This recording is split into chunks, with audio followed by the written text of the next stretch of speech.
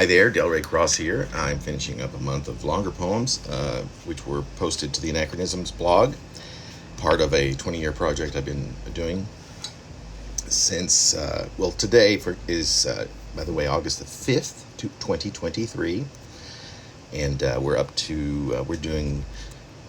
I've been reading each individual poem and recording each individual poem within the Anachronisms for this YouTube playlist, which maybe I will then incorporate or embed within the blog with each poem, which also has a graphic file. Ever since I started the blog in 2005, in July of 2005, so it's been 18 years that I've been doing the blog itself. I've got about 430 some odd poems that are 430 poems that I've now have included in the Anachronisms blog and have written over the last 20 years and included in there. So I keep saying it's been 21 years, and I know I keep saying the same things, but I'm trying to, I guess, both the reason I'm doing the recordings, or have been doing the recordings, is I've been trying to kind of wrap my head around the project as a whole. Which has been wonderful for me. I've read and recorded over half of these things now, well over half of them now, I think, that are in existence currently, and it's the first time I've ever kind of read all of them in a short period of time, or at least I'm getting there, and it's just to kind of reevaluate what I'm doing with this and why I'm doing it. And I think that the blog is the perfect production platform for these. I like books. I have books that I've written, and I read them constantly. I don't read poetry online anywhere near nothing near the level I read books and actual still books. So, and I don't mean Kindles. I mean like the physical books, but. And I was a Pioneer Online Poetry Magazine editor, of course, with Shampoo, so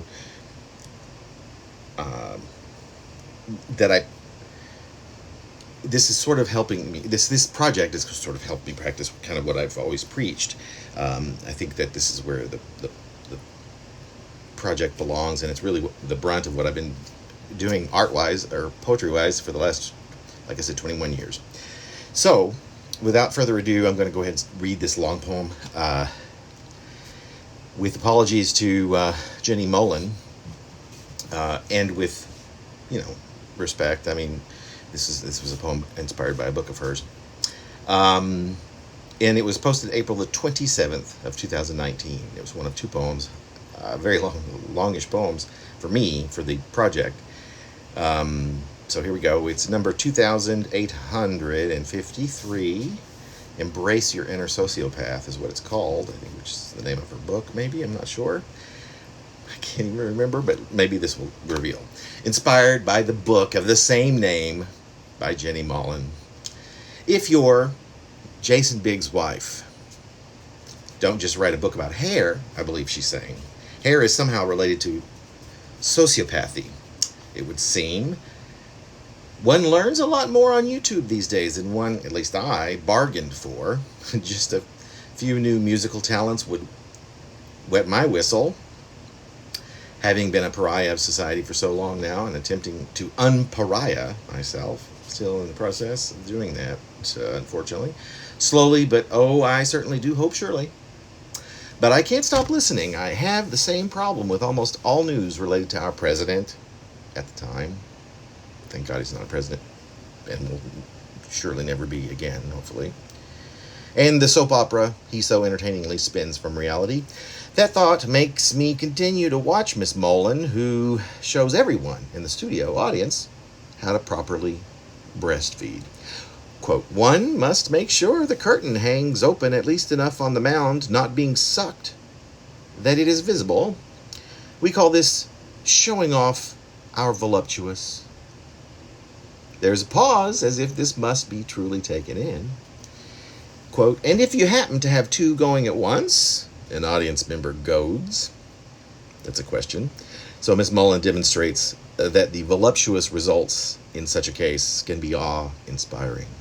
if not entirely too compelling to witness by a generic human. And I'm exhausted by the fact that she must mean people of all sexes.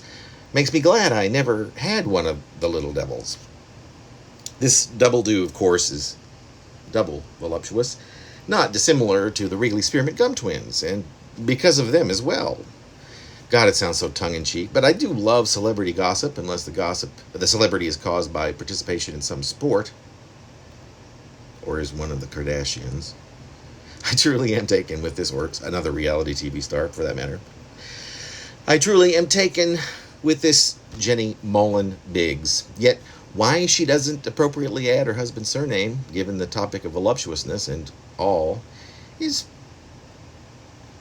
truly beyond me. Is it now?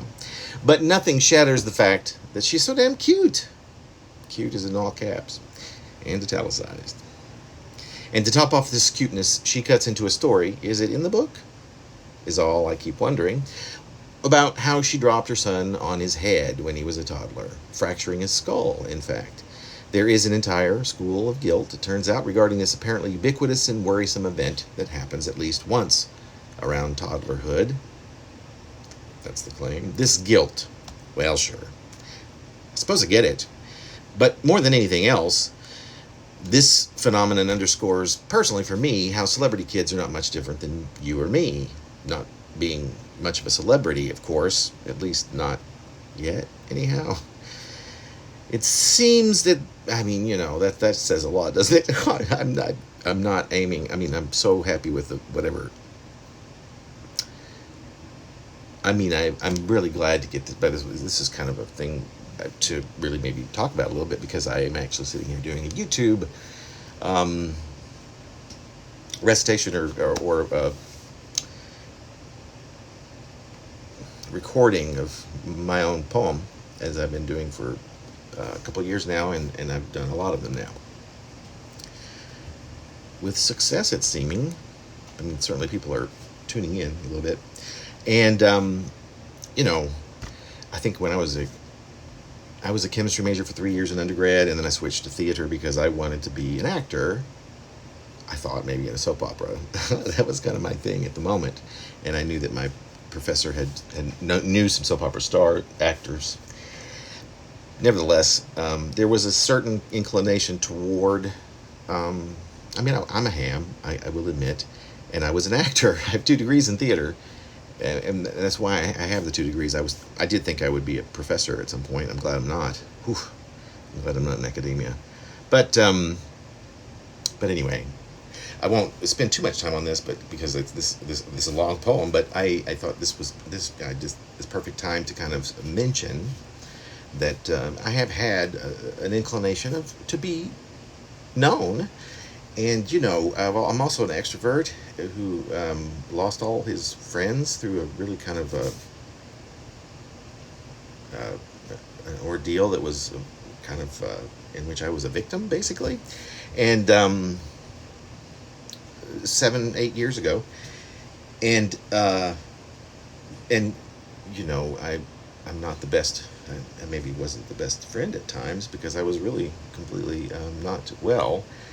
And then I lost my home, was homeless for a while, and now for 4.5 years I've had this tiny place here and been trying to get a job, which has been quite a task. I think thanks to, with much therapy I can say and whatnot, the fact that I went through this trauma or whatever, And I'm not a wonderful communicator, to be perfectly honest, verbally, off the cuff anyway, sometimes. And so anyway, I miss having a social life. That's one thing. But as for celebrity, I feel like that especially during the run of the primary run, and my magazine is not dead. The shampoo is still around, and there's just been some technical issues, which I can go into at some other point, regarding the URL being stolen out from under me, which is true, but it's not being overly dramatic, I assure you, on that one. And so, I had to redo the whole thing and blah, blah, blah. But during that, I feel like that I had enough people who know who I am, which is in the community, especially of poetry people, and people that really, really appreciate poetry, that I am kind of like nothing but feel nothing but blessed, in that regard. So there's not really an inclination. I certainly am glad I didn't go the route of, of being an actor in some sort of more public way. I don't think that would have been. I don't think that. Yeah. Anyway, fame is an interesting thing. Celebrity is an interesting thing to me. I love to focus on celebrities, and I love acting and actors who are celebrity. I love kind of getting into this whole thing, but it's not really my aspiration, just so you know. It seems that there would be exceptions to that little rule, though. Or maybe I... was it... protest too much or something like that? I mean, I do like to have people respect me and know who I am, and I miss that, being around people that I at least know. But I do feel that I have enough... I have quite a solid...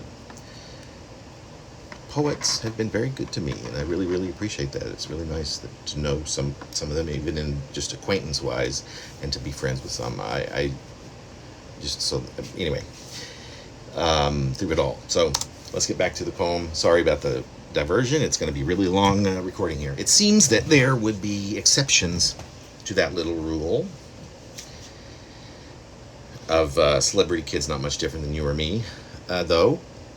So, are we then to get psychopathic with any and all toddler-aged kids worldwide? I'm so sold, even though I'm not quite sure yet what the key word in the title, which, whoops, is sociopath and not psychopath, to which I just alluded, had I? My bad. And I'm also more than a bit in tune with how influenced I am by this amazing martyr of a woman who just happens to be married to the perhaps underrated but too overstated Mr. Jason Biggs. That verity rises above the crown of my head to form the shape of a dizzying halo, which seems more than right. I nevertheless look forward to embracing my own opinions on the matter, of course. At some point, I'm sincerely hoping that it isn't just one more thing from which us guys are vehemently exempt, read disallowed, from doing or in participating in any way. It does sound nurturing and a perfectly awesome way to get in touch with our feminine side, sparse as it may be on some of us. But she sticks with the story of dropping her son on his noggin, repeating the moment scene incessantly, and sadly, I don't believe noggin-fractured kid is even Biggs' boy. Poor Biggs sits at a table that is placed at an obvious display site for the interview behind and to the left of the ladies at the table, front and center. He's on a dais a couple feet in height, so he resembles a museum exhibit or zoo animal, with nothing to do, really, unless he wants to meet the gaze of a hostile audience now and again, and I suppose I don't spend enough time on that hostility and from whence it might have derived. We, the audience, see him refer regularly to a copy of his wife's book. I notice a definite Season 1 orange is the new black look that is exacerbated by the obviously intentional spots that dimly light his head. Certainly there's nothing National Lampoon nor molested apple pie about this particular version of Biggs. Half listening to his wife, I begin to nod my head in agreement. Her voice has a very mesmeric quality to it as she lures me back to the impossible combination that provides an incredible allure. And I can see that I'm not at all alone on this, plus the guests are at least 85% female. To these eyes, I should appropriately add. In essence, the moral of this story, and presumably the moral of the book she is tandemly touting, is don't drop your kid on your head, on his or her head, a noggin. Unless it just happens. In which case, we all should suppose, why not, might as well. It's a bit confusing, and here I cognizantly attribute this confusion must be testosterone related. Whether she's encouraging the practice or finding methodology to excuse it, to eliminate the guilt that surely surrounds and follows one after the act of dropping your kid headfirst on the floor, or, God forbid, a concrete sidewalk, perhaps. And come on, who doesn't drop their child on their head at one point or another, as mentioned above?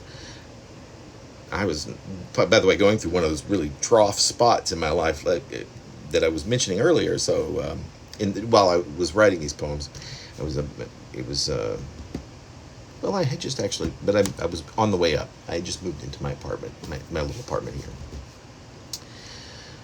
from being homeless after being homeless for 2 years, basically. Although I do suppose that making a habit of it might be an incredibly alarming thing for all involved. I am not always the brightest, but even I know that for real answers to these burning questions on this subject I've never given a thought to is that the entire world population of mothers should be consulted scientifically, as purely as is convenient, perhaps even a random sampling of fathers too.